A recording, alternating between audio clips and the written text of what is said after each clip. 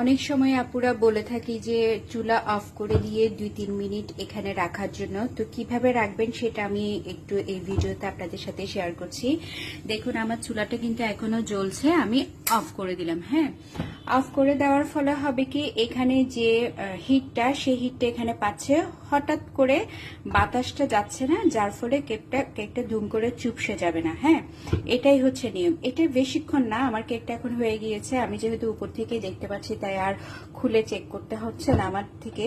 তো আমি এটা 2-3 মিনিট রাখবো। এরকম 2-3 মিনিট রাখার পরে আপনারা হুট করে ঢাকনাটা খুলে ফেলবেন না, তাহলে হবে কি, গরম থেকে ঠান্ডা বাতাসটা পেয়ে উপরে ক্রেক হয়, চুপসে যায়, তারপরে ফাটা ফাটা হয়ে যায়, বিভিন্ন ধরনের প্রবলেমস আমরা ফেস করি। তো সেক্ষেত্রে করবেন কি, আপনারা হালকা একটু ঢাকনাটা এই যে এইভাবে করে বাতাসটা আস্তে আস্তে বের করতে দিবেন। হ্যাঁ, বাতাসটা